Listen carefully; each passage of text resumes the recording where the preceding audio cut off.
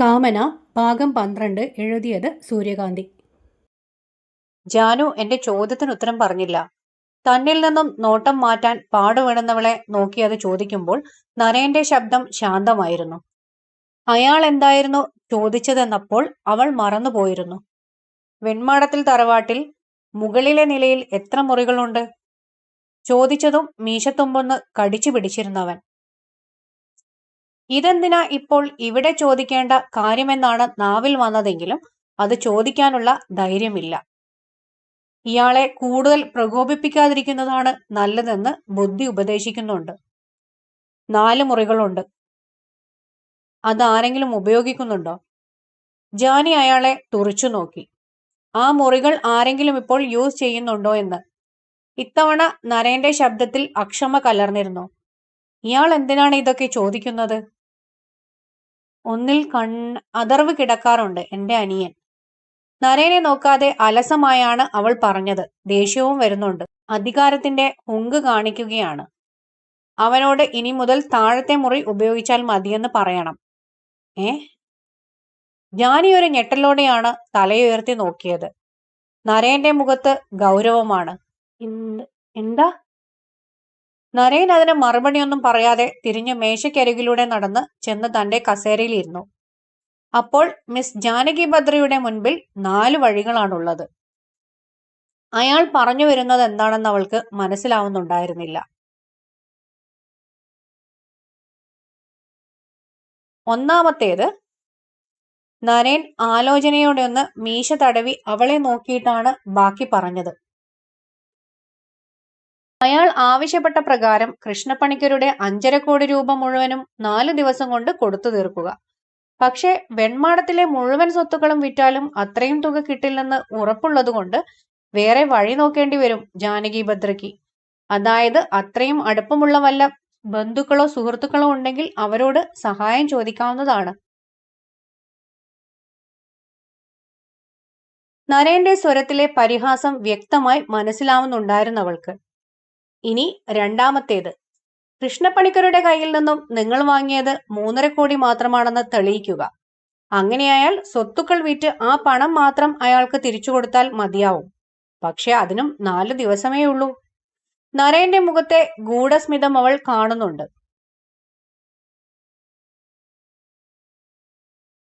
അതത്ര എളുപ്പമല്ല കേട്ടോ. കൃഷ്ണപ്പണിക്കരുടെ കയ്യിലുള്ള തെളിവുകൾ ശക്തമാണ്.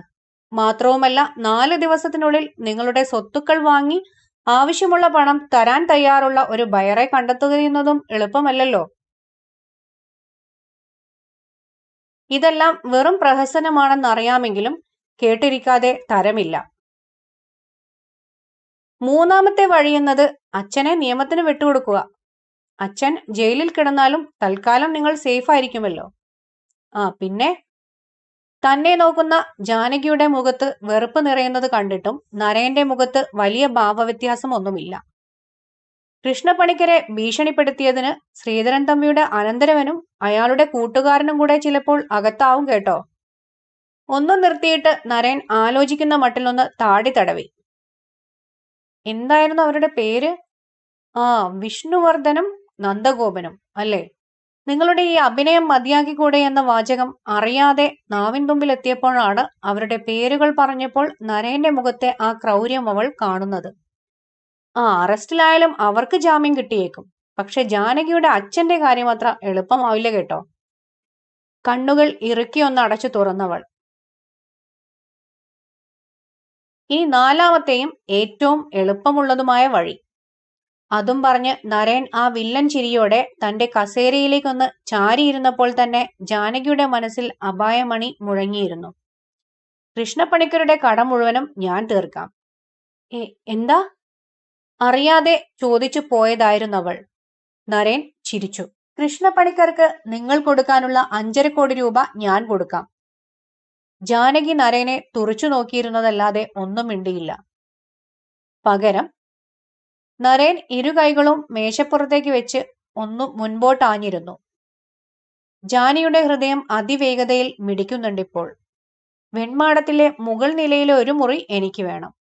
ഒരു മാത്ര നരേൻ തന്നെ കളിയാക്കുകയാണെന്നാണ് ജാനിക്ക് അപ്പോൾ തോന്നിയത്. പക്ഷെ അയാളുടെ മുഖത്തെ ഗൗരവം അയാൾ പറഞ്ഞത് കാര്യം തന്നെയാണെന്ന് വെളിപ്പെടുത്തുന്നുണ്ടായിരുന്നു. എന്തിന്? ജാനിയുടെ സ്വരം ഒന്ന് വിറച്ചിരുന്നു. നരേൻ പിന്നെയും ചിരിച്ചു. ഞാനിപ്പോൾ ഇവിടെ ക്വാർട്ടേഴ്സിലാണ് താമസിക്കുന്നത്. അവിടെ ഒട്ടും സൗകര്യമില്ലെന്നേ. പിന്നെ പുറത്തുനിന്നുള്ള ഫുഡും എനിക്ക് ഒട്ടും പിടിക്കുന്നില്ല. അതിന്? തൽക്കാലം നിങ്ങളുടെ പ്രശ്നം ഞാൻ പരിഹരിച്ചു തരാം. പകരം എന്റെ പ്രശ്നം നിങ്ങളും പരിഹരിച്ചു തരണം. എന്ന് വെച്ചാൽ? It's simple. എനിക്ക് താമസിക്കാൻ ഒരിടം വേണം. പിന്നെ വീട്ടിലെ ഭക്ഷണവും. ജാനിയുടെ മുഖത്തെ പകപ്പ് അപ്പോഴും മാറിയിരുന്നില്ല. 1-2 നിമിഷങ്ങൾ ഒന്നും പറയാതെ ജാനകി അങ്ങനെ തന്നെയിരുന്നു. വാടകയ്ക്ക് ഒരു താമസ സ്ഥലത്തിന് വേണ്ടിയിട്ടാണോ സാർ ഇത്രയും രൂപ മുടക്കുന്നത്? ആഹാ, ജാനകി ചോദ്യങ്ങളൊക്കെ ചോദിക്കാൻ തുടങ്ങിയല്ലോ. അത് വെറും ഒരു താമസ സ്ഥലമല്ലല്ലോ എന്റെ ജാനു. വെൺമാടത്തിലെ ശ്രീധരൻ തമ്പിയുടെ കൊട്ടാരമല്ലേ. പോരാത്തതിന് ഇന്ദിരാ തമ്പിയുടെ നേതൃത്വത്തിലുള്ള അവിടുത്തെ ഇളമുറ തമ്പുരാട്ടി ജാനകി ഭദ്രയുടെ പാചകവും. ശരിക്കും എന്താ നിങ്ങളുടെ ഉദ്ദേശം? എന്തിനാ ഞങ്ങളെ ഇങ്ങനെ ദ്രോഹിക്കുന്നത്? ഞാൻ ദ്രോഹിച്ചതല്ലല്ലോ ജാനു. നിങ്ങൾക്ക് ഒരു സഹായം ചെയ്യാമെന്ന് വെച്ചപ്പോൾ എന്റെ ഉദ്ദേശശുദ്ധിയെ ചോദ്യം ചെയ്യുന്നു. ജാനി നിസ്സഹായതയോടെ എന്നാൽ വെറുപ്പ് നിറഞ്ഞ മിഴികളോടെ അയാളെ നോക്കി. താമസിക്കാൻ ഈ നാട്ടിൽ നിങ്ങൾക്ക് വേറെയും എത്രയോ ഇടങ്ങൾ കിട്ടും. പിന്നെ എന്തിനാ? ആഹാ, ഞാൻ അങ്ങോട്ടൊരു സഹായം ചെയ്യുമ്പോൾ അതിന് ചെറിയൊരു പ്രത്യുപകാരം പ്രതീക്ഷിക്കുന്നത് തെറ്റാണോ എന്റെ ജാനു? ഈ നാട്ടിലേക്കുള്ള എന്റെ തിരിച്ചുവരവിൽ എന്റെ താമസം വെൺമാടത്തിലായിരിക്കുമെന്ന് ഞാൻ എന്നേ ഉറപ്പിച്ചു കഴിഞ്ഞതാണ് ജാനകി ഭദ്ര. ഗൗരവം നിറഞ്ഞ ആ ശബ്ദം കേട്ടതും ജാനി മിഴികൾ തുറന്നപ്പോൾ തൊട്ടരികെ പിന്നെയും ആ മേശപ്പുറത്ത് കയറിയിരിക്കുന്നുണ്ടയാൾ. ലക്ഷം വീട് കോളനിയിലെ കുടിയൻ നാരായണന്റെ മകൻ നരേൻ ചന്ദ്രശേഖർ എന്ന അധകൃത വർഗത്തിൽപ്പെട്ട ഈ ഞാൻ അവിടുത്തെ കെട്ടിലമ്മയുടെ പരിചരണങ്ങളേറ്റ് ആ കൊട്ടാരത്തിൽ താമസിക്കാൻ ആഗ്രഹിച്ചുവെങ്കിൽ അതൊരു തെറ്റാണോ എന്റെ ജാനു? നരേൻ പറയുന്നതൊന്നും അപ്പോൾ ജാനിയുടെ തലയിൽ കയറുന്നുണ്ടായിരുന്നില്ല. ഇതൊരു ട്രാപ്പാണെന്ന് മാത്രം മനസ്സ് മന്ത്രിച്ചുകൊണ്ടേയിരുന്നു.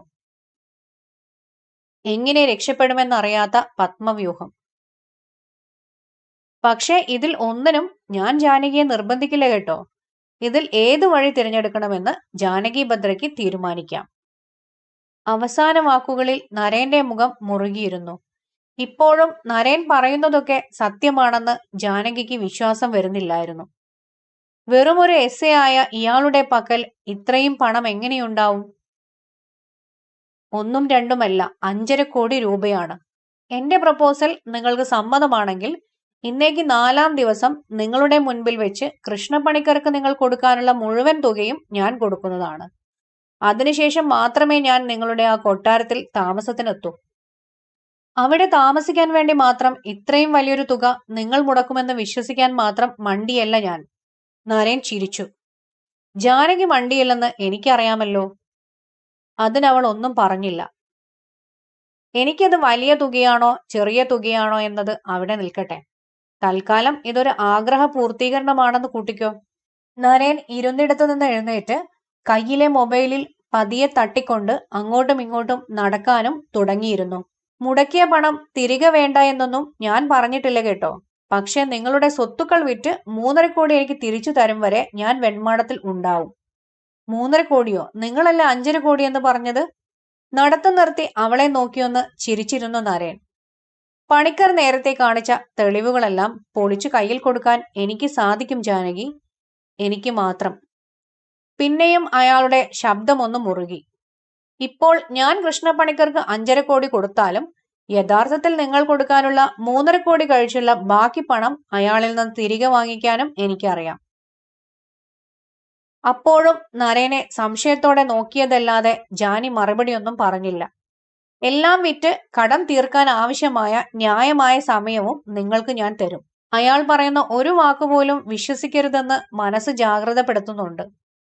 പക്ഷെ വേറെ എന്താണൊരു വഴി? പിന്നെ കൃഷ്ണപ്പണിക്കർ പറഞ്ഞതുപോലെ എന്റെ ഈ ഓഫർ 4 ദിവസത്തേക്കൊന്നുമില്ല. നാളെ ഈ നേരം ആവുമ്പോഴേക്കും ജാനകി ഇതിലൊരു തീരുമാനം അറിയിച്ചിരിക്കണം. അതൊരു ആജ്ഞയായിരുന്നു.